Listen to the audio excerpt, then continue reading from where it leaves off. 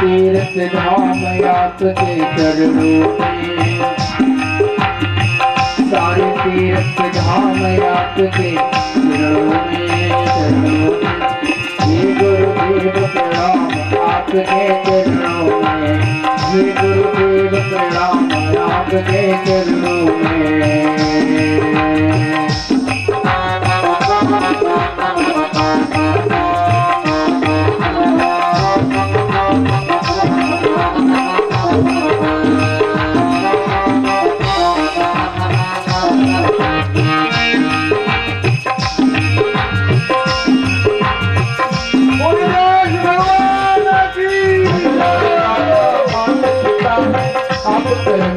दाता हो आप मिलाते हैं ईश्वर से, आप ही भाग्य विधाता है, आप ही भाग्य विधाता है।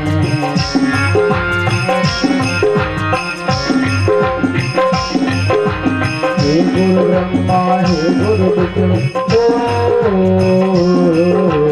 हे गुरु ब्रह्मा हे गुरु विष्णु, हे शंकर भगवान आपके चरणों में, चरणों में। हे गुरुदेव प्रणाम आपके चरणों में, सारे तीर्थ धाम आपके चरणों में, चरणों में। हे गुरुदेव प्रणाम आपके चरणों में।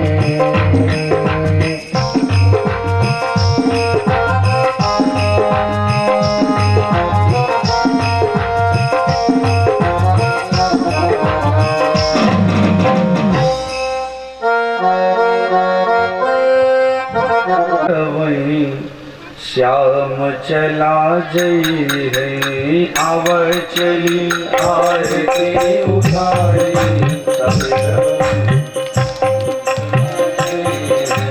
आवर चली आरती उठाई,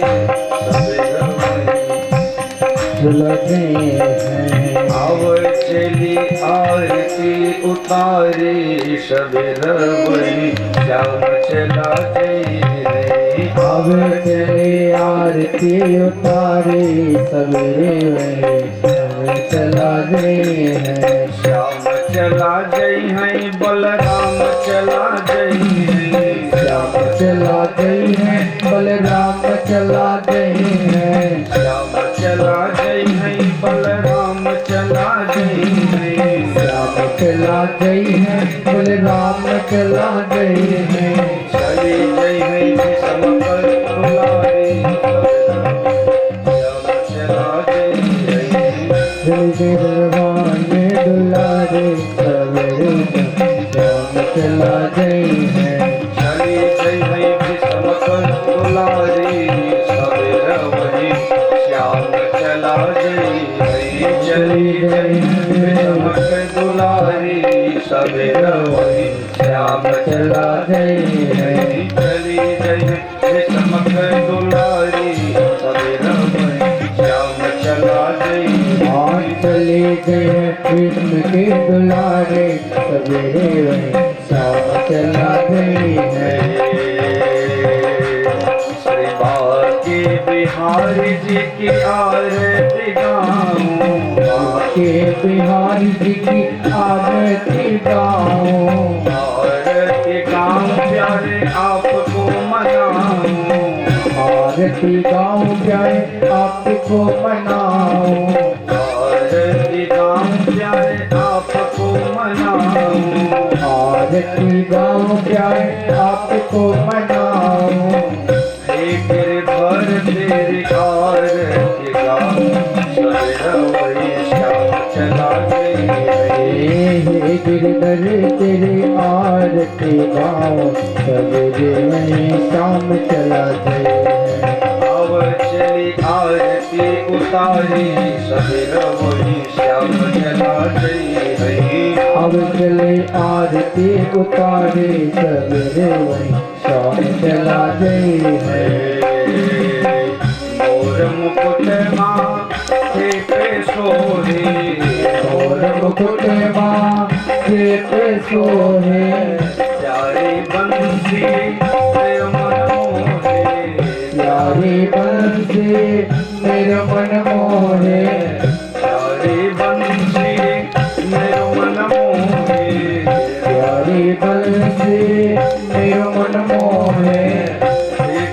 छवि में तो बलि बलि जाऊं सवेरा वही श्याम चला गई ठीक छवि में तो बले बले जाऊं सवेरे वही शाम चला गई है। आवर चली आरती उतारी सवेरा वही श्याम चला गई नहीं आओ चले आरती उतारे सवेरे वही शाम चला गई है।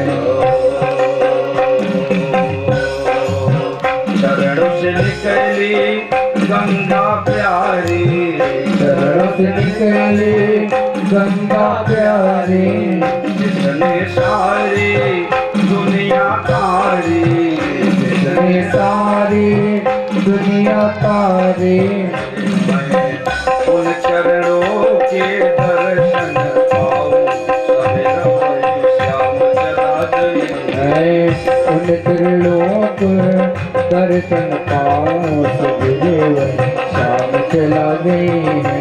अब चली आरती उतारी सवेरा वही श्याम चला गई नहीं आओ चले आरती उतारे सवेरे वही शाम चला गई है। दास अनाथ के नाथ आप हो दास नाथ के नाथ आप हो दुख जीवन साथ आप हो दुख जीवन साथ आप हो। हरि चरणों में शीश झुकाऊं सवेरा वही श्याम चला गई नहीं हरि चरणों में शीश झुकाऊं सवेरे वही शाम चला गई है। आवर चली आरती उतारी सवेरा वही श्याम चला गई नहीं आओ चले आरती उतारे सवेरे वही शाम चला गई है।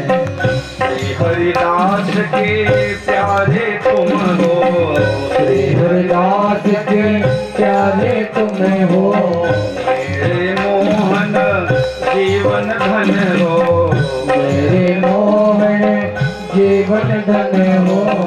प्यारी छवि तेरी मन में बसाऊं सवेरा वही श्याम चला गई प्यारी छवि तेरी मन में बसाओ सवेरे वही श्याम चला गई है। और चली आरती उतारी सवेरा वही श्याम चला गई आओ चले आरती उतारे सवेरे वही शाम चला गई है। श्याम चला गई है बलराम चला गई है श्याम चला गई है बलराम चला गई है। श्याम चला गई है बलराम चला गई है श्याम चला गई है बलराम चला गई है। चली गई है भीष्म दुलारी सवेरा वही श्याम चला गई है चली गई है विष्णु के दुलारे सवेरे वही श्याम चला गई है। और चली आरती उतारी सवेरा वही श्याम चला गई है और चले आरती उतारे सवेरे वही शाम चला गई है। सवेरा वही श्याम चला गई है सवेरे वही शाम चला गई है। सवेरा वही श्याम चला गई है सवेरे वही शाम चला गई है। कर्पूर गौरम करुणावतारम संसारसारम तापसर्तं हृदयारविन्द भवं भवानी सहितं नमामि।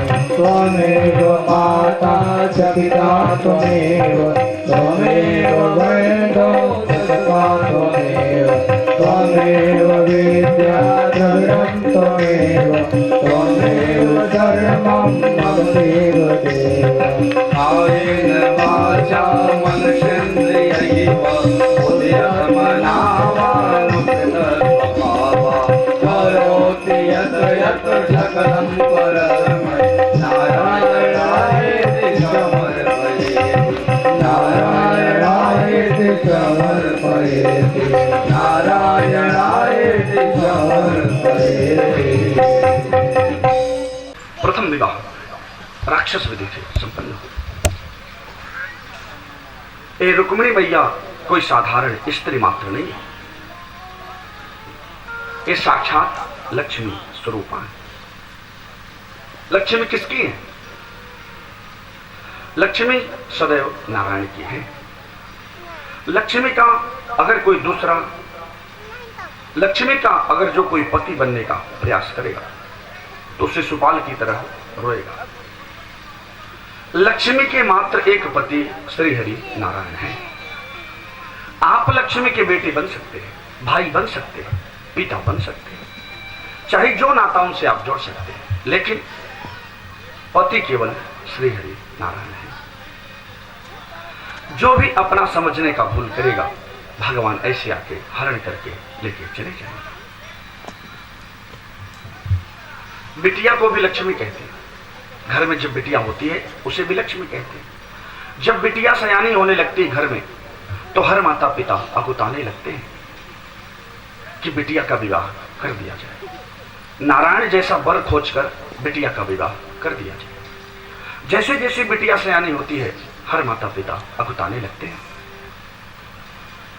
जैसे बिटिया के सयानी होने पर माता पिता अकुताते हैं, घबराने लगते हैं, अच्छा सा वर खोजकर विवाह कर दो क्योंकि बिटिया सयानी हो गई।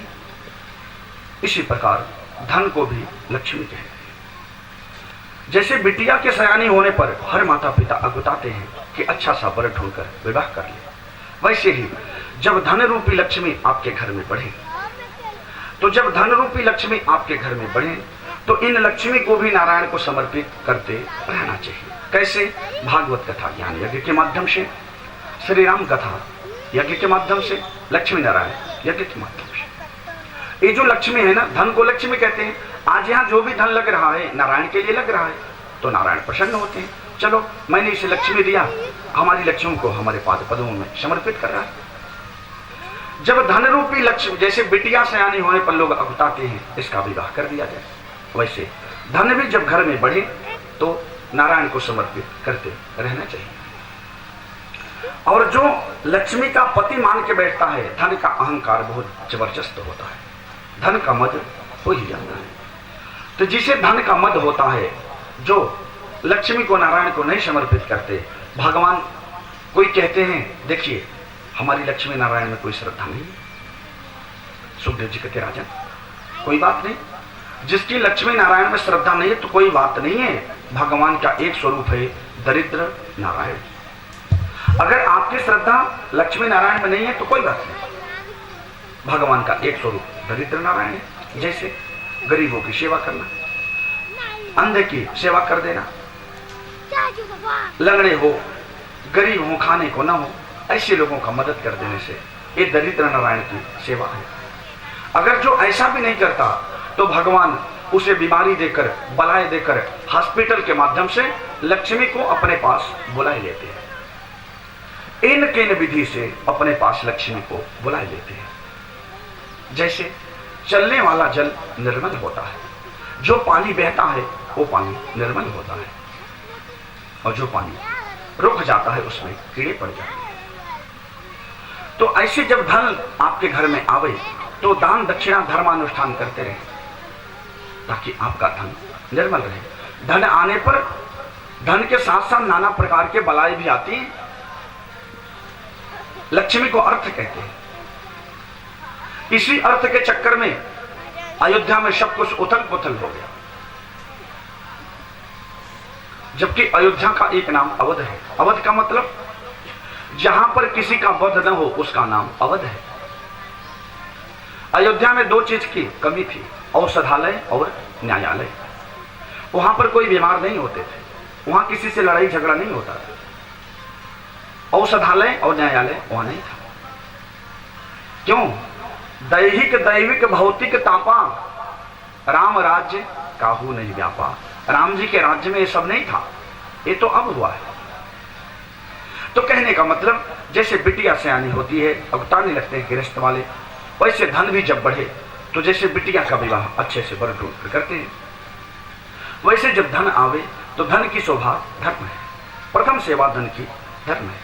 अगर आपके पास धन आवे तो धर्म में लगे, जो नहीं लगाएंगे तो जैसे शिशुपाल रो रहा है, भगवान का अनेक रूप है, दरिद्र का रूप है, दरिद्र के माध्यम से दरिद्रता देकर अपने पास धन को बुला लेते हैं।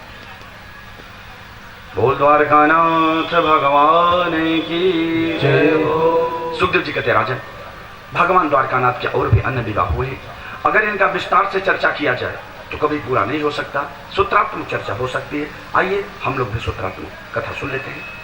सुखदेव जी कहते राजन, एक सत्राजित नाम का राजा था, उसके पास एक मणि थी, उस मणि का नाम था शमयंतक मणि। उस मणि की खासियत थी, वह मणि 8 भार सोना रोज देती थी। भार का मतलब एक भार में 20 तोला सोना होता है, इसी प्रकार से 8 भार सोना रोज देती थी। एक दिन सत्राजित वह मणि पहनकर द्वारकानाथ से मिलने गया। द्वारकानाथ के दरबार में जब मिलने गया, मणि का इतना तेज चमक था, सारे द्वारकावासी दौड़ दौड़ के आए द्वारकानाथ से, कहते हैं पितामह पितामह, सूर्य भगवान आपसे मिलने आ रहे हैं। द्वारकानाथ बोले भगवान सूर्य नहीं है। फिर बोले कौन है? अरे बोले तो सत्राजित है, राजा है। अरे बोले सत्राजित के मुखमंडल पे इतना तेज? बोले सत्राजित का तेज नहीं है, ये तो उस मणि का है जो मणिवा ने पहन रखी। बोले ठीक है। आया, सबने स्वागत किए, मिलजुल के जब द्वारकानाथ से चलने लगा तो रास्ते में द्वारकावासी मिले, राम राम किए। बोले राम राम। बोले क्या है? सत्राजित से कहते हैं भैया आपकी मणि बड़ी प्यारी लग रही है, क्यों ना इस मणि को हमारे द्वारकानाथ को दे दिया जाए। बिगड़ गया, वाह ये ऐसी वैसी मणि नहीं है, हम तपस्या किए थे तब भगवान सूर्य प्रकट होकर हमें दिए थे, चले आए, बड़े हम दे दें आपके द्वारकानाथ को? नहीं देते हम। ऐसा कहके चला आया घर पे। एक इसका भाई था, नाम था प्रसेनजीत, छोटा भाई। एक दिन सत्राजित से कहता है भैया क्यों ना ये मणि एक आध दिन हम पहन ले, आप तो रोज पहनते हैं। बोले पहन लो ना। छोटा भाई था, मना नहीं किया, तो छोटे भाई को मणि दे दिया। छोटा भाई वहां से दूसरे दिन जंगल में शिकार करने के लिए गया। शिकार करते करते इतने जंगल में गया, मणि को पहना था, मणि की चमक इतनी तेज थी कि सिंह की दृष्टि पड़ गई और सिंह कौतुकवश वह प्रसेनजीत के ऊपर झपट पड़ा और झपट के प्रसेनजीत को मारकर वह मणि को मुंह में दबा के चल दिया। मुंह में दबा के मणि को चल दिया। भागने लगा शेर, और वहीं जंगल में बैठे थे जामवंत जी महाराज, वृक्षराज भालू, वो बैठे हुए थे। जब जामवंत की जब दृष्टि पड़ी तो जामवंत जी झपट पड़े। जामवंत जी झपट पड़े सिंह के ऊपर, सिंह से लड़ाई हो गई। लड़ाई करते करते वह सिंह को मारकर उस मणि को ले लिए। उस मणि को लेकर गए अपने बिटिया को प्रदान कर दिया। इनके बिटिया का नाम है जाम्बवती। जाम्बवती को यह मणि प्रदान कर दिया। जाम्बवती लेकर उस मणि से क्रीड़ा करने लगी। और इधर शाम हो गई, प्रसेनजीत आया नहीं था। एक दिन बीत गए, सोचा दूसरे दिन आएगा, दूसरा दिन बीत गया, फिर भी नहीं आया। तीसरा दिन हुआ, तीसरा दिन बीत गया, नहीं आया। कब तक बेचारा बात को छुपावे? तो अपनी धर्मपत्नी को बुलाता है। बोला सुनो जी, मैं तुमसे एक बात बताने जा रहा हूं, आज तक ये बात मैंने काऊ से ना कही। बताओ ना महाराज क्या बात है?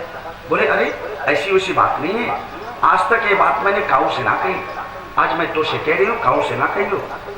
अरे बोली स्वामी जैसे आप काऊ से ना कहे वैसे हम भी काऊ से ना कहे। कहे ना क्या बात है? बोले हाँ, हमें कह रहे हैं कि अभी तक प्रसेनजीत वापस नहीं आया। हमें तो लगता है द्वारका नाथ कृष्ण हमारे भाई को मारकर मणि को ले लिया। बोले ऐसा क्यों?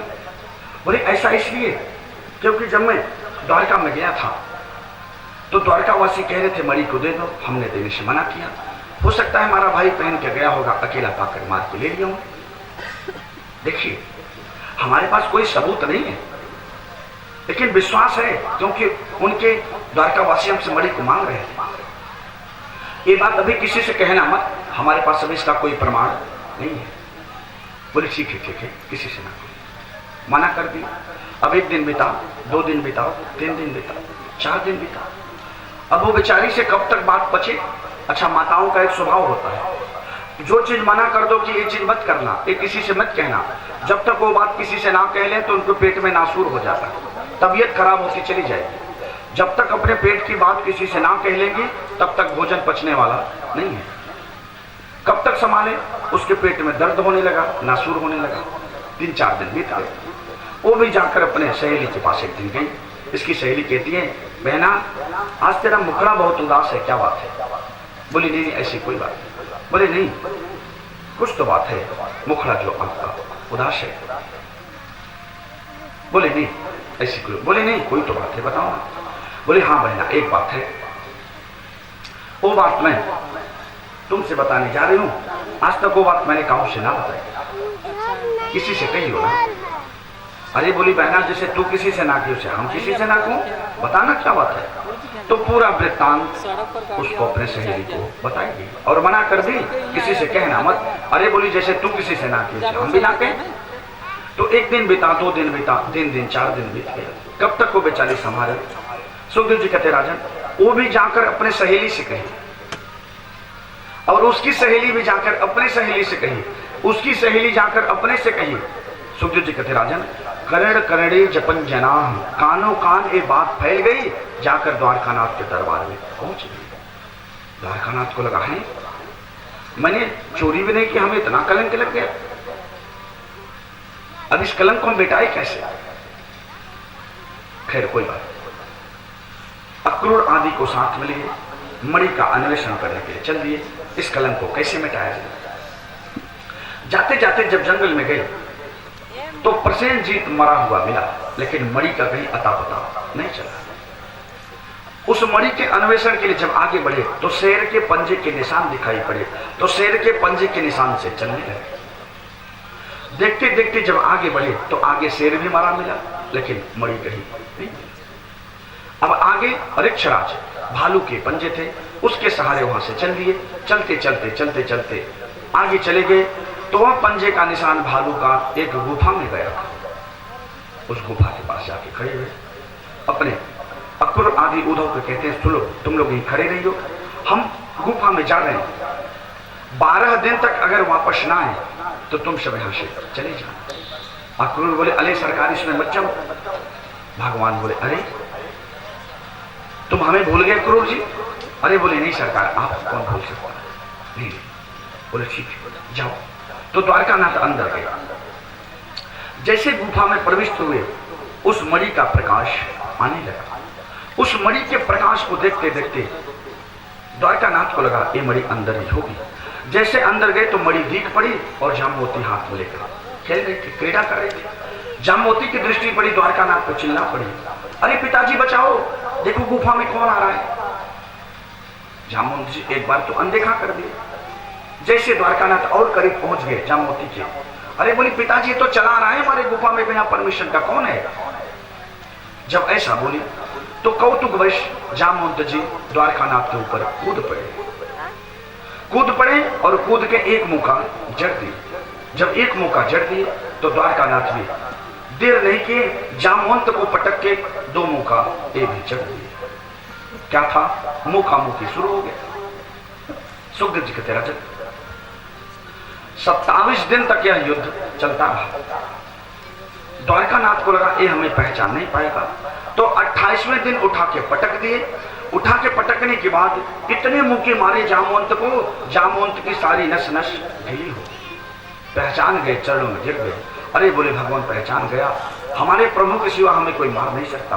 प्रभु आप यहाँ गुफा में कैसे चले आए, हमें क्षमा कर देना, गलती से हमने आपके ऊपर मुका भी चला दिया, अभद्र टिप्पणी भी कर दी, क्रोध भी आए आपके ऊपर, कृपा करके क्षमा करना। पाद पद्म में गिर गए। बोले भगवान गलती हो गई, क्षमा मांगकर उठे। बोले प्रभु आप अंदर कैसे चले आए और इस गुफा में आपको आने की क्या आवश्यकता पड़ गई? बोले हम इस मणि को लेने आए हैं। पंडित जी इस जरा पर्दे को खोल दिया जाए, हवा थोड़ा आने दो।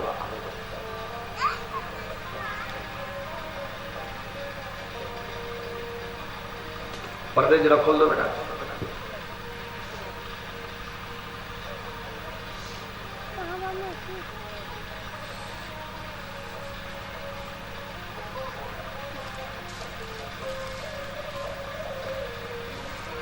पूरे खोल दो, हवा आने दो। बोल द्वारकानाथ भगवान की, भक्त भक्तवत्सल भगवान की जय हो। अरे बोले सरकार, ये मणि तो मैंने शेर को मार कर लिया था। बोले हम तो यही मणि लेने आए हैं। बोले हम तो सरकार शेर को मार के लिए। बोले चाहे जो हो जाए हम इस मणि को लेने आए हैं। इस मणि को वजह से हमको कलंक लगा है। हमें लोग गाली दे रहे हैं कि देखो माखन मिश्री चुराते चुराते अब मणि धन को भी चुराने लगा, इसलिए मैं ये मणि लेकर ही जाऊं। जामवंत जी बोले सरकार, ये मणि मैं अपने बिटिया को दे चुका हूं। ये मणि मैं अपने बिटिया को दे चुका हूं, इसलिए ये मणि मैं आपको नहीं दे सकता। भगवान बोले इस मणि को हम लेके ही जाएंगे, इस मणि को हम लेके जाएंगे।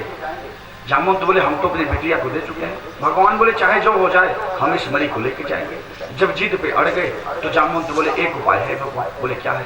बोले हमारी बिटिया है, हमारी बिटिया से आप विवाह कर लो तो आपको मणि मिल जाएगी, क्योंकि ये मणि मैं अपने बिटिया को दान कर चुका हूं। बेटी का धन माता पिता को नहीं लेना चाहिए, तो जब मैं दान दे चुका हूं तो मैं आपको नहीं दे सकता। हाँ, आप हमारी बिटिया का पानी ग्रहण कर ले तो आपको मणि मिल जाएगी। बोले जैसी तारी मर्जी। तो क्या था, जामवंत जी के कहने पर जामवंती जी का जंगल में मंगल हुआ, जामवंती का पानी ग्रहण कर लिया। बोल रुक्मिणी रमण भगवान की जय हो। जामवंती को साथ में लेकर आए अपने द्वारका में। सत्राजित को बुला के मणि दे दिए। बोले भैया तुम हमें चोरी लगाए रहे थे, तुम हमें चोरी लगा रहे थे, ये देखो मणि कहां थी और मैं साथ में प्रमाण भी लाया हूं, मैं साथ में प्रमाण भी लाया हूं। ये देखो जामवंती साथ में थी, मैं इसे लाया हूं। सत्राजित को मणि वापस दी। अब सत्राजित जब मणि लेकर जाने लगा तो प्रजा गाली देने लगी।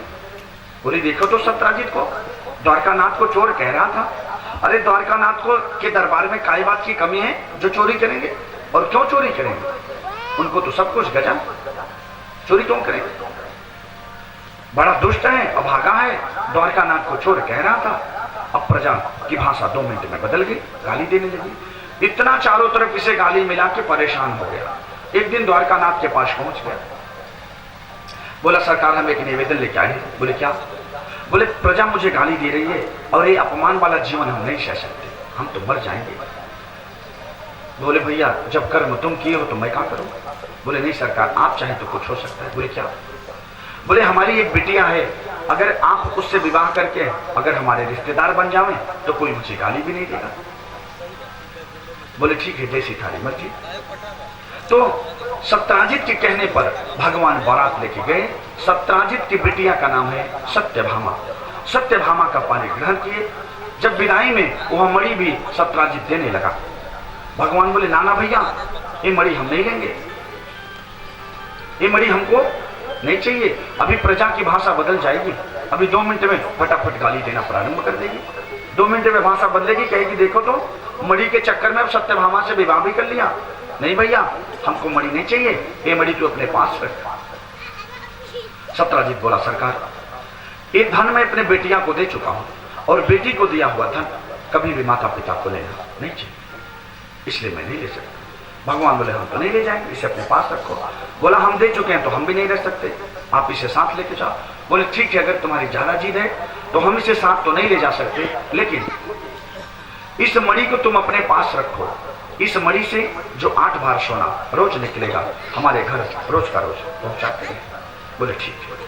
तो सत्यभामा का भी पानी ग्रहण करके चले गए। मणि प्रसंग में 2 लीला भगवान की। और बोल रुक्मिणी रमण भगवान की जय हो। भक्तवत्सल भगवान की जय हो। एक बार भगवान इंद्रप्रस्थ नगरी पांडवों से मिलने के लिए गए। कई दिवस वहां रुके।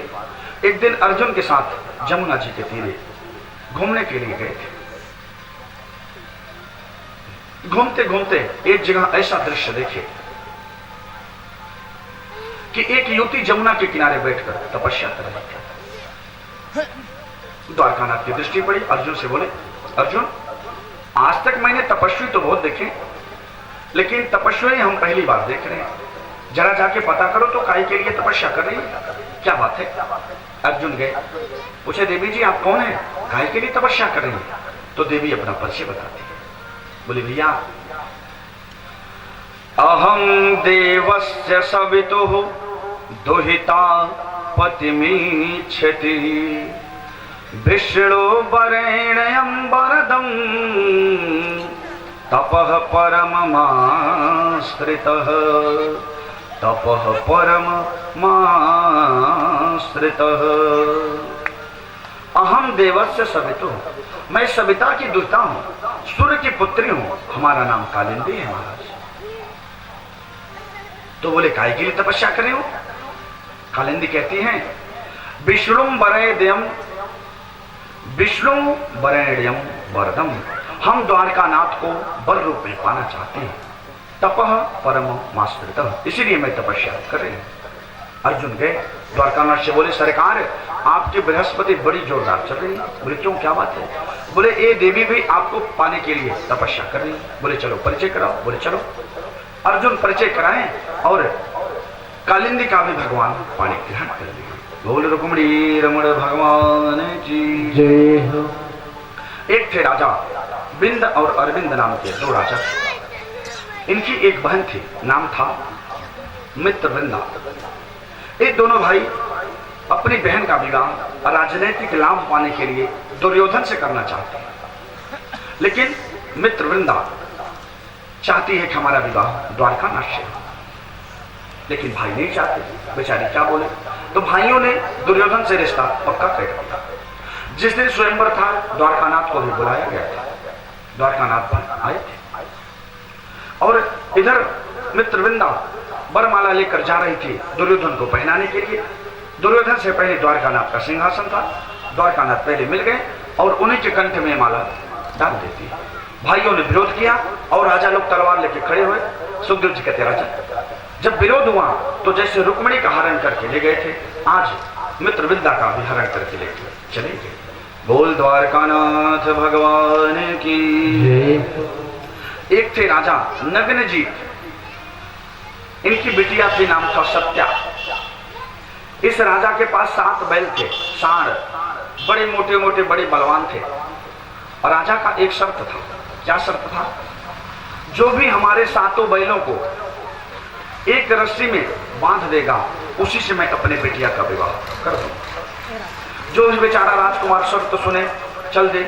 और चलने के बाद जब अखाड़े में कूद जाए, 7 सांड जब एक साथ छोड़ देता और 7 बैल मार मार के बेचारे राजा जाते हैं शादी करने के लिए, पहुंच जाते हैं हॉस्पिटल में।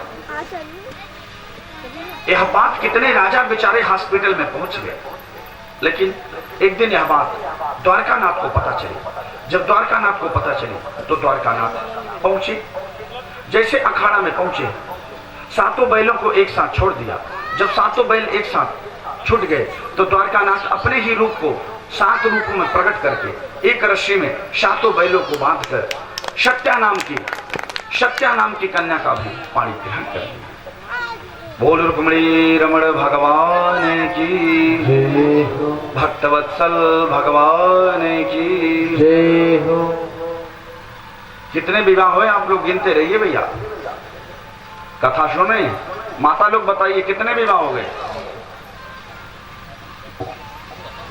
बताओ ना कितने विवाह हो गए भैया लोग। पीछे वाली माताएं बताएं, बाबा लोग बताएं भैया, कथा सुन रहे हैं, कितने विवाह हो गए। चित्त एकाग्र होना चाहिए कथा में, चित्त एकाग्र होना चाहिए। क्योंकि जब मनीराम कहीं चले गए तो सैनिक काम करने वाले नहीं है। आंख खुली रहेगी, देखना बंद, कान खुला रहेगा, सुनना बंद। हम ही बता देते हैं 6 विवाह हो गए। मणि प्रसंग में 2 विवाह, तीसरी रुक्मिणी मैया, चौथी कालिंदी और 5वीं मित्रवृंदा और 6वीं सत्या।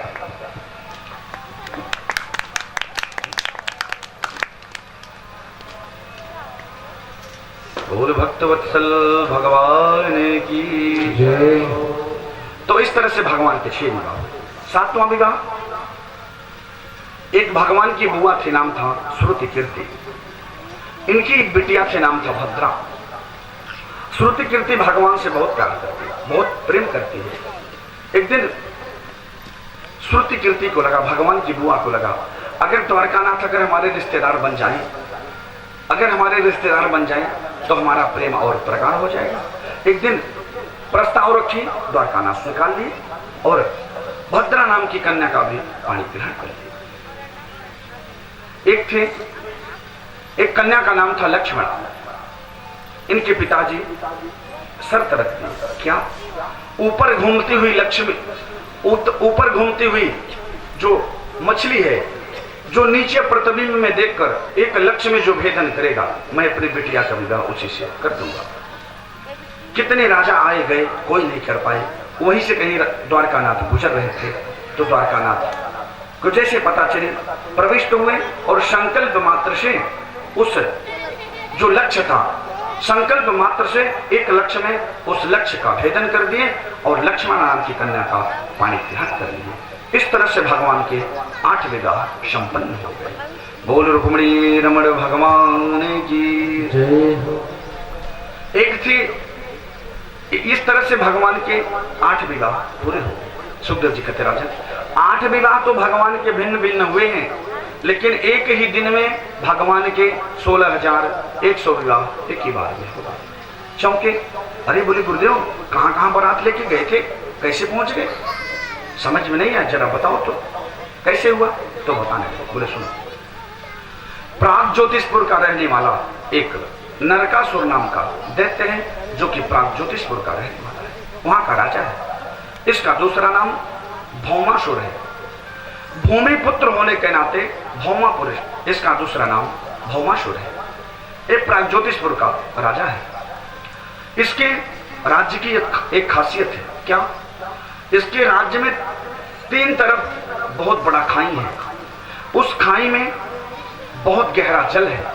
उस जल में बहुत हिंसक जानवर रहते हैं, जो कोई अगर कोई गिर जाता है, हिंसक जानवरों से खाए जाते हैं। और मेन सामने 5 मुख वाला मुर नाम के दैत्य की ड्यूटी लगी है कि अंदर कोई प्रवेश नहीं कर सकता। तो जो नरकासुर है, नरकासुर को भी भूत चढ़ा। काय बात का? अगर कृष्ण अगर महाराज कर सकता है तो हम काय नहीं कर सकते? हम भी कर सकते हैं। उसको भूत चढ़ा तो क्या किया? अन्य राज्यों पर युद्ध का चढ़ाई करने लगा। राजाओं को पराजित करके उनके राज्यों को हरण करके उनकी राजकुमारियों को हर लाता था। राजकुमारियों को हर के बंदी गृह में बंद करता था। जब बहुत दिन बीत गए, यह बात जब द्वारकानाथ को पता चली तो द्वारकानाथ सत्यभामा को साथ लिए और प्राग ज्योतिषपुर को चल देते हैं। जैसे प्राग ज्योतिषपुर आए, 3 तरफ से खाई थी, 3 तरफ से नहीं ढुक पाए। जब सामने से ढुकने लगे तो जो मुर नाम का दैत्य था, 5 मुख वाला, उसकी जबरदस्त ड्यूटी है। वो बोला नहीं जा सकते। भगवान बोले हम तो जाएंगे। अरे बोला हमारे रहते कैसे जाओगे? जैसे द्वारकानाथ प्रविष्ट होने लगे, जो मुर नाम का दैत्य 5 मुख वाला, वो झपट पड़ा द्वारकानाथ पे। द्वारकानाथ अपने सुदर्शन से 5 के सिर छोदन कर दिया, 5 के सिर काट दिए। 5 सिर काट कर भगवान को आज एक नाम और मिल गया। कौन सा नाम? मुर नाम के दैत्य का वध करने से भगवान का एक नाम हो गया मुरारी। बोल मुरारी भगवान की। जैसे मुर नाम के दैत्य का वध किए, अंदर प्रविष्ट हुए। जब अंदर प्रविष्ट हुए, नरकासुर की दृष्टि पड़ी तो चिल्लाने लगा, अरे अरे मुर कहां गया? देख कौन आ रहा है, मुर बचाओ तो। भगवान बोले मुर तो गया। बोला अभी मैं हूं ना। जैसे भगवान पे झपटा, इधर द्वारकानाथ अपना सुदर्शन निकाले और भौमासुर का भी सिर छेदन कर दिया। उसका वध करने के बाद गए बंदी गृह से सारे राजकुमारियों को जो हर के लाया था, बंद किया था, सबको मुक्त कर दिया। मुक्त करने के बाद बोले अब तुम सब अपने अपने घर जाओ। राजकुमारियां बोल पड़ी, बोली भगवान हम लोग घर नहीं जा सकते। बोले नहीं, अरे तुम लोग मुक्त हो गए, अपने अपने घर जाओ। बोले नहीं मैं घर नहीं जा सकती। बोले क्यों? राजकुमारियां बोली अब मैं इसी जल में आत्महत्या करूंगी। भगवान बोले आत्महत्या करना गलत बात है, आत्महत्या नहीं करनी चाहिए, इसलिए अपने घर जाओ। राजकुमारियां बोली सरकार मैं अपने घर कैसे जाऊं? जब ये दुष्ट ने हमारा हरण किया, तो हमारे माता पिता की कितनी बदनामी हुई, बहुत बदनामी हुई महाराज। मान लो आज मैं अगर वापस भी जाऊं तो क्या हमारे माता पिता हमें स्वीकारेंगे, हमें रखेंगे? नहीं स्वीकारेंगे, बोलेंगे एक बार तो बेइज्जती हुई पुनः आ गई। अच्छा मान लो अगर माता पिता स्वीकार भी लें, ममता होती है स्वीकार भी लें, तो मुझसे विवाह कौन करेगा महाराज? इसलिए ऐसे जीवन से अच्छा है मैं अपने शरीर को त्याग देती हूँ, आत्महत्या कर लेती हूँ। भगवान बोले गलत बात, आत्महत्या नहीं करनी चाहिए। सारी राजकुमारियां चरणों में गिर पड़ी, बोले सरकार मैं आपकी शरण में हूं, आप ही मुझे शरण दीजिए, मैं क्या करूं, आप ही मुझे स्वीकार लीजिए। सारी राजकुमारियां जब एक स्वर में बोली, सुखदेव जी कहते राजन एक क्षण में, एक मुहूर्त में 16,100 रानियों का पाणी ग्रहण एक मुहूर्त में कर लिए। बोल रुक्मणी रमण भगवान की जय हो। सबको लाए, सबको द्वारका में लाए और भिन्न भिन्न अलग अलग महल बना के सबको दे दिए, महल बना के अलग अलग सबको बना के दे दिए। सुखदेव जी कहते राजन द्वारकानाथ 16,108 विवाह किए और एक एक रानी से 10-10 पुत्र हुए और एक एक पुत्री हुई। कालांतर में प्रत्येक रानियों से 10-10 पुत्र और एक एक पुत्री हुई। सुखदेव जी कहते राजन द्वारकानाथ 16,108 विवाह किए, 1,61,080 बच्चों को पैदा किए। धीरे धीरे यदुवंश की संख्या 56 करोड़ में तब्दील हो गई। परीक्षित चौंके, अरे बोले गुरुदेव 56 करोड़ की जनसंख्या हो गई। बोले क्यों, इसमें क्या सके? बोले 56 करोड़ की जनसंख्या, इतना बड़ा उनका परिकर, तो कैसे इतना बड़ा परिकर चलाते थे? अरे कोई एक परिवार स्त्री पुत्र को नहीं जिला खिला सकता, शांति नहीं मिलती, और इतने बड़े परिवार को कैसे चलाते? हंसी खुशी चल पाती है? बोले बिल्कुल चल पाती है। बोले कैसे चलाते हैं? तो बताते हैं, सुनो। एक दिन द्वारकानाथ बैठे थे, इनके मन में विचार आया कि और रानियां तो प्राय आए दिन मुझसे रूठती रहती हैं, मैं सबको मनाता रहता, लेकिन रुक्मिणी आज तक कभी नहीं रूठी, आज तक नहीं रूठी। जरा चल के आज रुक्मिणी से हास्य परिहास्य करते हैं, आज मैं इसका रूठा हुआ चेहरा देखना चाहती हूं। द्वारकानाथ सोचने लगे आज मैं रुक्मिणी का रूठा हुआ चेहरा देखूंगा। ऐसा सोच के चल दिए रुक्मिणी के भवन में। जैसे पहुंचे तब तक इधर नारद जी नारायण नारायण करते हुए आ गए। नारद जी आए, बोले कहां से आए? बोले हम तो स्वर्ग से आए। तो रुक्मिणी मैया बोली स्वर्ग से आगमन हुआ? बोले हाँ। तो भगवान बोले कुछ लाए होंगे उपहार भी? बोले हाँ हाँ, स्वर्ग की धरोहर पारिजात का वृक्ष था, उसका एक पुष्प लाया। उस पुष्प की खासियत कभी सूखता नहीं, जस का तस समय सातर होता जा रहता है। जैसे गिफ्ट में उपहार स्वरूप द्वारकानाथ को दिए और द्वारकानाथ वह पुष्प रुक्मिणी मैया को दे दिए। रुक्मिणी मैया अपने केशों में लगाए लेती है और इधर राम राम श्याम श्याम कह के नारद जी निकले और सत्यभामा के भवन में चले गए। सत्यभामा में जोरदार स्वागत करी। आइए ब्राह्मण देवता कहां से आगमन हुआ? बोले हम तो स्वर्ग से आए हैं। तो बोली अरे स्वर्ग में तो मैंने सुना है बहुत अच्छी अच्छी चीज है, वहां से कुछ लाए नहीं मारा? बोले लाए तो हैं। बोले कहां लाए? अरे बोले वहां से मैं पुष्प लाया हूं, अभी अभी द्वारकानाथ को दिया, द्वारकानाथ रुक्मिणी को दे दिए, रुक्मिणी अपने केशों में लगाई। ऐसा कहते नारद जी चल दिए, राम राम कह के निकल लिए और इधर द्वारकानाथ को लगा चलो चल के जरा मिलने सत्यभामा से। जैसे सत्यभामा से मिलने गए, सत्यभामा के जैसे भवन में घुसे तो सत्यभामा के मुंह पे 12 बज रहे थे। भगवान बोले देवी जी आज तुम्हारे इतने मुंह क्यों फूल रहे हैं, क्या बात है? अरे बोले आज हम आप तो मुझसे प्रेम नहीं करते। अरे बोले देवी क्यों, क्या हो गया? बोले चुप रहो, आप मुझसे प्रेम नहीं करते। भगवान बोले क्यों, नारद जी तो नहीं आए थे? अरे बोले नहीं, नारद और छोड़ दीजिए, पहले ये तो बताओ आप मुझे प्रेम नहीं करते? बोले नहीं देवी मैं तो प्रेम करता हूँ। बोले आप कहाँ प्रेम करते हैं? नारद जी ने बताए हैं, हम पुष्प लाए और दे दिए आप रुक्मिणी को, नारद जी पुष्प लाए थे, हमें तो आप दी नहीं। तो भगवान बोले तुम इसीलिए रुष्ट हो? बोले हाँ। अरे बोले पागल, अरे मैंने रुक्मिणी को तो केवल पुष्प दिया, मैं तो ये सोच रहा हूं तुम्हारे लिए पूरा वृक्ष ही लाके लगाने का प्लान है। अरे बोले ऐसा? बोले हाँ। तो बोले लाओ ना वृक्ष। बोले ठीक है। जब जिद करने लगी सत्यभामा तो गरुड़ पर आरूढ़ हुए और सीधे स्वर्ग को चले गए। स्वर्ग में गए देवराज इंद्र बड़ी जोरदार स्वागत की, पूरा स्वर्ग दिखाए। महाराज यहाँ पे नाच होता है, यहाँ साधना होता है, ये औषधालय है, ये हमारे गुरु जी का निवास है, ये हमारा निवास है, यहाँ रंभादी का अप्सराएं रहती हैं। ऐसे सब दिखा रहे थे। दिखाते दिखाते पारिजात वृक्ष के पास पहुंच गए। बोले महाराज ये पारिजात है। ओहो, भगवान बोले ठीक है, अब मैं घूम लिया, अब मैं यहाँ से चलता हूँ। चलने लगे। बोले स्वर्ग में बड़ी अच्छी अच्छी चीज है, मैं तो यहाँ से कुछ लेके जाऊंगा। इंद्र बोले सरकार आपकी चीज है, आप ले जाओ ना, कौन आपको मना करेगा। बोले बस यही पारिजात हमें दे दो, मैं यही लेके जाऊंगा। सुखदेव जी कहते राजन, इंद्र कहने वाले थे कि सरकार ले लो, तब तक बगल में इंद्राणी बोल पड़ी, सुनो जी दे दोगे तो हमारे बालों में कौन सा पुष्प लगेगा, ऐसा वैसा पुष्प हम नहीं लगाती, इसलिए मत देना। इंद्र कहने वाले थे, तब तक इधर इंद्राणी मना कर दी तो इंद्र बोल पड़े, बोले सरकार इसके सिवा और दूसरा कुछ ले लो। भगवान बोले ना ना, हम तो यही लेंगे। बोले नहीं आप दूसरा कुछ ले लो। नहीं, बोले हम तो यही लेंगे। बोले आप हाथ नहीं लगा सकते। बोले हम तो लेके जाएंगे। जैसे द्वारकानाथ लेने को तैयार हुए, इंद्र लड़ाई के लिए तैयार हो गए। सारे देवताओं को आवाज किए, स्वर्ग के देवता आ गए। अकेले द्वारकानाथ सारे देवताओं को परास्त करके और पारिजात के वृक्ष को उखाड़कर गरुड़ पर रखकर आए और सीधे सत्यभामा के भवन में लेकर प्रविष्ट कर। बोल द्वारकानाथ भगवान की जय हो। इधर लाने के बाद गए रुक्मिणी के भवन में।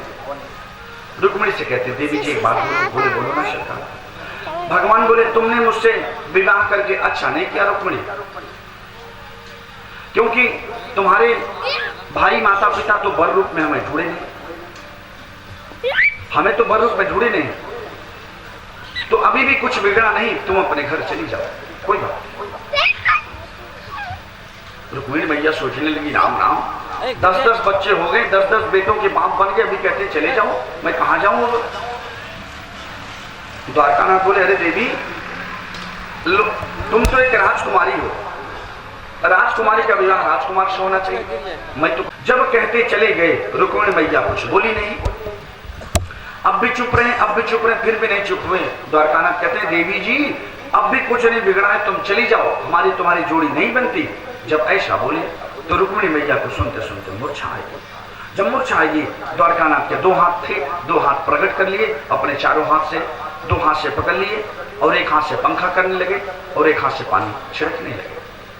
तब रुक्मिणी मैया को होश आया। भगवान डर गए, क्या हो गया रुक्मिणी को। अरे बोले देवी हम तो नर्म हास्य परिहास्य कर रहे थे, तुम सचमुच उसे दिल से ले बैठी, मैं तो झूठ मूठ का मजाक कर रहे थे, और मजाक की बातें दिल से नहीं लेनी चाहिए, मैं सच थोड़ी कह रहा। रुक्मिणी भैया बोली सरकार आप जितनी चीज कह रहे थे सब कुछ सच कह रहे थे। सच कह रहे थे देवी। बोले बिल्कुल। कैसे सच कह रहे थे। हम तो कह रहे थे कि हमारे अंदर कोई गुण नहीं, हम चोर हैं, हमारे माता पिता का पता नहीं, हमारे कुल खानदान का पता नहीं, हमारे तो माता पिता का पता नहीं। लोग कहते हैं कि वसुदेव देवकी का बेटा है और यशोदानंद का बेटा है, क्या बात सही है। हमारे तो माता पिता का पता नहीं। बोले बिल्कुल सही, आपने बिल्कुल ठीक कहा। बोले हम ठीक कहे। बोले बिल्कुल 16 आने आपने सच कहा। कैसे। रुक्मिणी भैया बोली सरकार जब आपका त्रैलोक्य में कोई माता पिता हो तब तो, आप तो स्वयं इस जगत के माता पिता हैं भगवान, आपका माता पिता कौन हो सकता है। उत्तर को पलट दिया द्वारकानाथ और भाई, ये तो उत्तर को पलट दिया। अच्छा तो बोले देवी जी हम तो ये भी कह रहे थे, हम तो ये भी कह रहे थे कि बर रूप में तुम्हारे पिताजी हमें ढूंढेंगे, हम कोई बर थोड़ी है, हम तो रणछोड़ हैं, हम कोई योद्धा है, हम तो ये भी कह रहे थे, क्या ये भी बात सच है। बोले हाँ बिल्कुल सच है। बोले कैसे। बोले भगवान आप वर नहीं है, आप बरा नाम श्रेष्ठ नटवर, आप नटवर हैं भगवान, वरों में श्रेष्ठ हैं, आपको कौन ढूंढ सकता। तो भगवान बोले अच्छा देवी हम तो ये भी कह रहे थे कि हमारे अंदर कोई गुण नहीं है, क्या ये भी बात सही है। मैया बोले बिल्कुल सही है। कैसे। रुक्मिणी भैया बोली भगवान सचमुच आपके अंदर कोई गुण नहीं है, आप सत्य रज और तम तीनों त्रिगुणातीत से आप परे हैं, आप त्रिगुणातीत से परे हैं, आपके अंदर कोई गुण नहीं है, इसलिए संत जन आपको निर्गुण कहते हैं। निर्गुण कहते हैं। ये भी उत्तर को पलट दिया। भगवान को लगा अरे ये भी उत्तर पलट दिया। अच्छा तो देवी हम तो ये भी कह रहे थे कि लोग हमें चोर कह रहे थे, क्या ये भी बात सच है? बोले हाँ बिल्कुल सच है। बोले हम चोर भी हैं? बोले बिल्कुल। बोले कैसे? तो मैया कहती है अनेक जन्मार्जित पाप चौरम चौराग्रगणम पुरुषम नमामि ब्रजे बसंतम नवनीत चोरम गोपांगनानाम यदुकूल चौरम। अनेक जन्मार्जित पाप चौरम, अनेक जन्म जन्मांतर के जो पाप हैं आप चुरा लेते हैं भगवान। भक्तों को मन को चुरा लेते हैं, उनके पापों को हरण कर लेते हैं। इसलिए एक नाम आपका हरि भी है जो हरण करने वाला है। आप सचमुच चुरा लेते हैं लोगों के पापों को, मन को भगवान। अनेक जन्मार्जित पाप चौरम, अनेक जन्म जन्मांतर के जो पाप होते हैं भगवान आप हरण कर लेते हैं। क्योंकि जब जीव आपके सन्मुख आ जाता है भगवान वो पापी नहीं रह जाता, इसीलिए आपको लोग हरि भी कहते हैं। सारे उत्तर में यानी पलट दी। और इधर द्वारकानाथ को लगा अरे आज जब हम हास्य परिहास नहीं करते तो रुक्मिणी की योग्यता आज मुझे पता नहीं चलती। आज पता चला रुक्मिणी के अंदर इतनी योग्यता है। मनाए लिए सुखदेव जी कहते राजन ऐसे जो भी प्राय रानियां रूठती रहती हैं द्वारकानाथ मनाते रहते हैं। ऐसे इसी प्रकार गृहस्थ वालों को भी चाहिए आत्मस्थ रहना चाहिए हर परिस्थिति में। जैसे द्वारकानाथ अपना इतना बड़ा परिकर 16,108 रानियों के साथ बिताए रहे हैं, ऐसे ही गृहस्थ वालों को चाहिए। ये गृहस्थ वाले बेचारे नून तेल लकड़ी में रोज परेशान रहते हैं। सवेरे कमाने जाते हैं, शाम को आते हैं, रोटी दाल खा के सो जाते हैं, हमेशा टेंशन में रहते हैं। इतना बड़ा टेंशन। एक संत टेंशन का बहुत बढ़िया विश्लेषण करते हैं। टेंशन, टेन मतलब सूरज, टेन मतलब 10, सन मतलब सूरज। टेंशन, टेन मतलब 10 और सन मतलब सूरज। जब एक सूर्य का उदय होता है तो पूरा यह पृथ्वी तपने लगती है एक सूरज के उगने पे। और 10 मतलब 10, सन मतलब सूरज। जब 10-10 सूरज की गर्मी मनुष्य के सिर पे रहेगा तो मनुष्य तो पागल हो जाएगा, बाल पक जाएंगे, जीना मुश्किल हो जाएगा। एक सूर्य की ताप नहीं सह पाते, एक सन है। और जब टेंशन, जब 10-10 सूर्य की गर्मी रहेगी तो कोई क्या जीवित हो पाएगा। इसलिए टेंशन नहीं करेंगे, भगवान की शरण में रहें। इस तरह से अगर यह मानव मनुष्य लोग सुबह कमाने जाते हैं, नून तेल लकड़ी के मारे परेशान रहते हैं, शाम को आके खा के सो जाते हैं, बेचारे इसमें परेशान रहते हैं। तो जीवन बिताने के लिए अपने परिवार में आते हैं तो परिवार में थोड़ी बहुत नोक-झोंक हो जाती है नून तेल लकड़ी के चक्कर में। बेचारा कमा के आया तब तक अर्धांगिनी बोली सुनो जी तेल नहीं है, सुनो सब्जी नहीं है, शाम को आके कहना मत कि सब्जी क्यों नहीं बनाई। बेचारा कमाने जा रहा है, सुनो आटा भी नहीं पिसा के गए, शाम को रोटी क्या बनेगी। ठक ठक शुरू हो रही, लाठी डंडे भी चल रहे हैं घरों में। लेकिन ऐसा बात गलत है। सुखदेव जी कहते राजन गृहस्थ वाले आए दिन परेशान रहते हैं, तो जैसे द्वारकानाथ का नोक झोंक हुआ ऐसे नोक झोंक कर सकते हैं आपस में। होता है तो अच्छी बात है, नहीं होता है तो जीवन जीने के लिए आज से पति पत्नी आपस में थोड़ी बहुत नोक झोंक कर सकते हैं। लाठी डंडे न उठे भैया, केवल नोक झोंक, हास्य परिहास। जब थोड़ी सी नोक झोंक हो जाती है, 1-2 दिन तक जब बोली चाला बंद रहता है तो प्रेम में तब्दील होता है और प्रेम प्रगाढ़ होता है। सुखदेव जी कहते हैं लाठी डंडे न चले भैया, केवल नोक झोंक हो ताकि अपना गृहस्थ चलता रहे, जैसे द्वारकानाथ अपना गृहस्थ चलाते हैं। बोल द्वारकानाथ भगवान की। एक दिन भगवान द्वारका में बैठे थे। भगवान के बाल गोपाल कहते हैं पितामह आप एक जगह बैठे रहते हैं और आप हम लोगों को कहीं घुमा लाया करो। गर्मियों का समय था, बोले ठीक है चलो घुमा लाए। जैसे घुमाने के लिए गर्मियों में चल दिए। चलते चलते जब कुछ दूर गए, एक जगह बरगद का वृक्ष था बहुत बड़ा, उसी वृक्ष के छांव में बैठ गए। बोले अब तुम सब यहीं पर क्रीड़ा करो, जब क्रीड़ा कर लोगे तो फिर कहेंगे तो हम चल देंगे। बोले ठीक है। और इधर बच्चे लोग क्रीड़ा करने लगे। द्वारकानाथ वृक्ष के छांव में बैठ गए। इधर वृक्ष के छांव में बैठ गए और इधर भगवान के बाल गोपाल क्रीड़ा करने लगे। क्रीड़ा करते करते एक ने एक बार ऐसी गेंद मारी कि वहीं बगल में कुआं था, उसी कुएं में गेंद जाकर गिर पड़ी। गेंद गिरी, बच्चे लोग जब दौड़े उठाने के लिए तो गए देखे उसमें बहुत बड़ा गिरगिट पड़ा हुआ था। गिरगिट देखकर बच्चे डर गए। आए पितामह द्वारकानाथ के पास, बोले पितामह पितामह हमारी गेंद चलेगी, बहुत बड़ा जानवर है। बोले जानवर है कहाँ? बोले कुएं में। बोले चलो चल के देखते। आए तो देखते सचमुच बहुत बड़ा जानवर गिरगिट पड़ा हुआ है। जैसे उस गिरगिट को स्पर्श किए, स्पर्श करते ही उसमें से एक दिव्य पुरुष प्रकट हो गया। दिव्य पुरुष प्रकट हो गया। बोले आप कौन हो भैया, अपना परिचय बताओ। तो अपना परिचय बता रहा है। कौन है? बोला सरकार नृगो नाम नरेंद्रोहम इक्ष्वाकु तनयो प्रभो दाने स्वाक्षायमानेषु यदि ते कर्णमस्पृशम् यदि ते कर्णमस्पृशम्। अपना परिचय देता है। नृगो नाम नरेंद्रो हम राजा नृग हैं सरकार।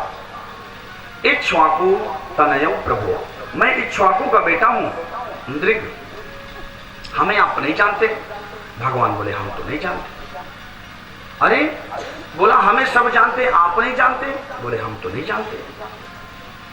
अरे बोला दानियों में जब किसी का नाम लिया जाता है तो सबसे पहले मेरा नाम लिया जाता है। दानी स्वाख्याय मानेसु, दानियों में सबसे पहले हमारा नाम आता है। महाराज आपने हमारा नाम नहीं सुना? यदि ते कर्णमस्पृशम्, बोले हम तो नहीं सुने भैया। क्या खासियत है? बोला दानियों में सबसे पहले हमारा नाम आता है। तो भगवान बोले क्या दान करते थे भैया? तो बोला हम गायों का दान करते थे महाराज। तो भगवान बोले तेरी गैया बूढ़ी ठेली होगी, जो गैया किसी के काम के नहीं पंडित जी को दे दिया जाए, बुढ़ी हो गई है।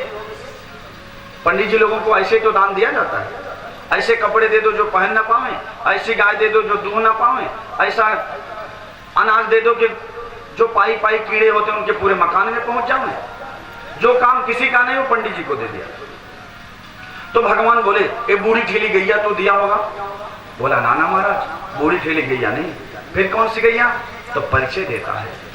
पयस्विनी तरुणी शील रूप गुणो प्रपन्ना कपिला हेम श्रृंगी न्यायार्जितो रोप्य खुरा सवत्सा दुकूलमाला भरणा तदावहम दुकूलमाला भरणा तदावहम। कहता है सरकार बूढ़ी ठेली गैया नहीं, पयस्विनी दूध देने वाली, पयस्विनी तरुणी मतलब नई नवीनी, शील रूप एकदम सीधी, गुणों प्रपन्ना जो हर गुण से संपन्न है,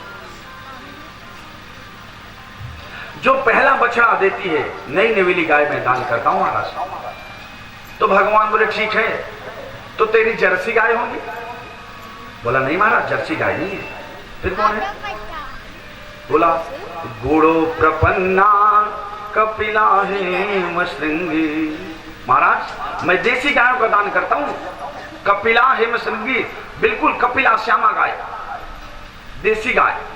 देसी गाय किसे कहते हैं? जिसके गर्दन के ऊपर उठा रहता है, गर्दन के ऊपर ऐसे उठा रहता है, संस्कृत में उसे ककुत कहते हैं। आप लोग अपनी भाषा में समझ लेना भैया, ककुत। जिस गाय को ककुत नहीं है वो गाय नहीं है।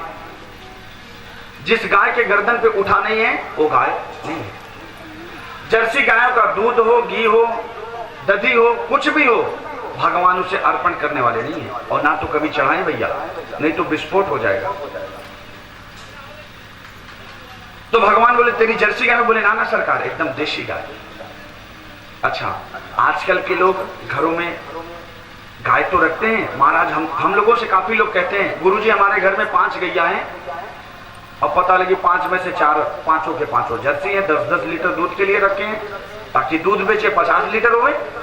कहेंगे कि हम गाय की सेवा करते हैं लेकिन है जर्सी गाय। अच्छा आजकल लोग जर्सी गाय की जब दूध पी रहे हैं तो आज के बच्चों का दिमाग भी जर्सी हो रहा है, फिजिशियन की तरह। देखिए, देसी गाय के दूध में मेधा शक्ति होती है। जरा विश्लेषण करें हम और आप। जैसे एक जगह भैंस का अगर तबेला हो, उस भैंस के तबेले में अगर 100 भैंस बधी हो, एक साइड में पूरे तबेले में 100 भैंस हो, अगर भैंस के पड़े को अगर छोड़ दिया जाए दोहन करने के लिए, भैंस को अगर भैंस के पड़े को छोड़ा जाए तो कम से कम 20 से 25 भैंसों का लात खाएगा, तब अपनी मां के पास पहुंचेगा। और इधर गौशाले में अगर 500 गाय अगर बधी रहे, गौशाले में अगर 500 गाय बधी रहे, अगर गाय के बछड़े को छोड़ दिया जाए तो सीधी अपनी मां के पास पहुंचता है। पहले ये विशेषण देखिए, इतनी तीव्र शक्ति होती है, मेधा शक्ति होती है गाय के दूध में। भैंस के दूध पीने वाले मोटे बुद्धि के होते हैं, प्रायः मोटे भी होते हैं पहलवान की तरह, और गाय के दूध वाले पतले से रहते हैं बेचारे, क्योंकि उनकी बुद्धि तेज है। जिनकी बुद्धि तेज होती है उन बेचारे पतले रहते हैं, जो पहलवान होते हैं उनकी बुद्धि कम हो जाती है। तो गाय के दूध में मेधा शक्ति होती है। अच्छा, भैंस के पड़े को देख लो, पी के कैसा मोटा जैसा मदमस्त रहता है, उसको जैसे होश ही नहीं। गाय के बछड़ों को देखो कितना फास्ट होता है। तो गाय के बछड़ों में मेधा शक्ति होती है।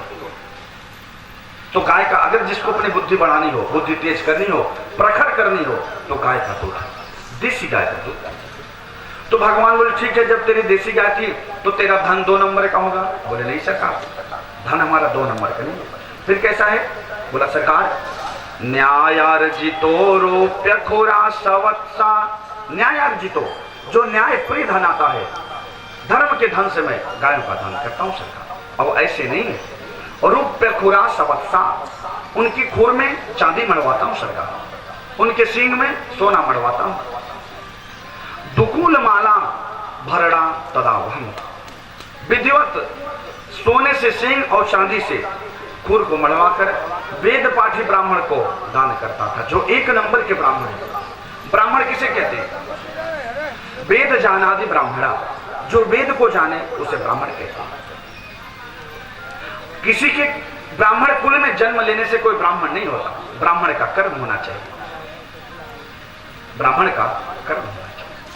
गायत्री करना ब्राह्मण का कर्म है, गायत्री करना, संध्या करना।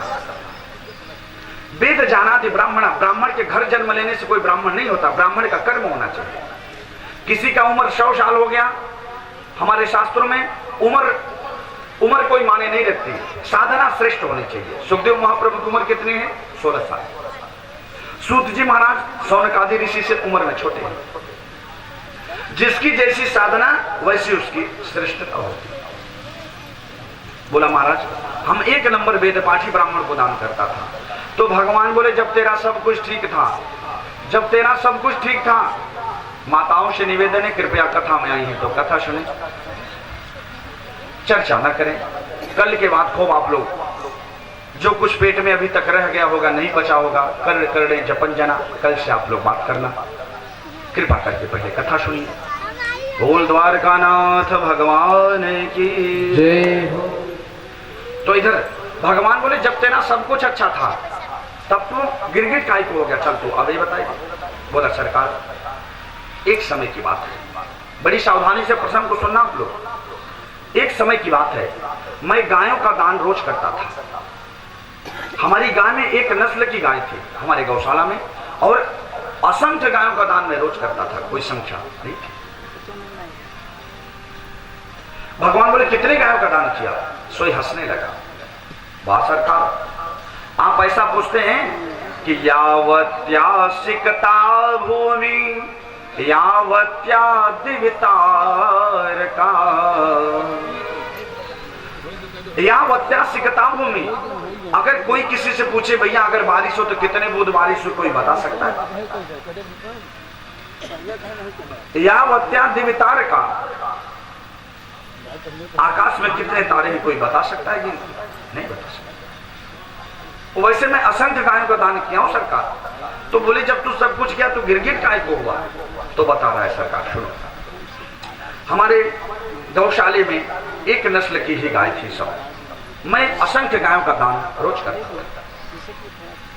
एक दिन मैंने एक गैया को दान करी, वो ब्राह्मण लेके चला गया। गैया गई और रात्रि में ब्राह्मण के घर से गैया रस्सी छुड़ाकर वहां से चली और सीधे हमारे गौशाला में आके मिल गई। दूसरे दिन उसी गाय को मैं एक दूसरे ब्राह्मण को दान कर दिया। और जो कल वाला ब्राह्मण ले गया था, जब सुबह उठा उसके दरवाजे गाय नहीं थी, वो सोचा कि जिसकी गाय है उसके यहाँ गई होगी, तो कल वाला ढूंढते हुए आ रहा था और आज वाला ढूंढते हुए आज वाला लेके जा रहा था। रास्ते मिल गया ब्राह्मण, बोला अरे ये गाय हमारी है, तू कहाँ लेके जा रहे हो? ये राजा ने कल हमें दान करी। आज वाला बोला अरे राजा ने मुझे अभी अभी दान करी। अरे बोला नहीं, राजा ने मुझे कल दान करी। बोला नहीं, राजा ने मुझे अभी दान करी। दोनों ब्राह्मणों में नोकझोंक हो गया, फैसला नहीं हुआ। तो बोले चलो जिसकी गैया उसी के पास चलते हैं। चल दिए, आई उसके दरबार में। कल वाला ब्राह्मण बोला क्यों राजन, ये गैया कल हमें ने दान करी? आज वाला बोला क्यों राजन, ये गैया आपने हमें अभी अभी दान करी। कल वाला बोला आपने हमें दान करी, आज वाला बोला आपने मुझे अभी अभी दान करी। सुखदेव जी कहते राजन, जब दोनों ब्राह्मण ऐसा बोलने लगे तो राजा के पास इस समस्या का कोई समाधान नहीं था, कोई जवाब नहीं दे पाए। दोनों ब्राह्मण खींच पड़े और खींच के झल्ला गए। बोले राजन तेरी गैया तू ही संभाल, हम लोग तो चले। कह के चले गए। राजा अंदर कहते हैं द्वारकानाथ से, बोले सरकार जब हमारी उम्र पूरा हो गया, जब मैं शरीर त्याग के गया, यमराज जब हमारी फाइल निकाले तो जब पूरा नोट किए, बोले राजन तूने जीवन भर तो धर्म किया है, पुण्य किया है और थोड़ा सा पाप भी है, तो तू पाप को भोगेगा कि पहले पुण्य को? मैं सोचा सरकार अगर मैं पहले पुण्य को भोग लूंगा तो पाप को नहीं भोग पाऊंगा, तो इसलिए मैंने कहा मुझे पाप ही दे दीजिए। और जैसे मैंने पाप बोला तुरंत गिरगिट बन गए।